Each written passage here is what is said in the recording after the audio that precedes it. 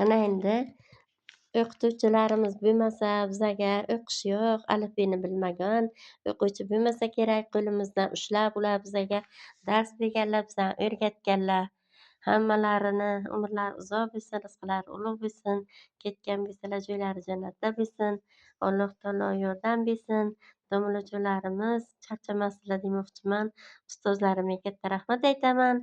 Nabiralarimiz ham o'qishga kirsinlar, izzat hurmatlari sizlar joylaridan tushmasin.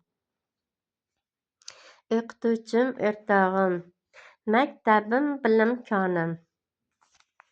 O'rganaman darslarim, uyda qolmas daftarim.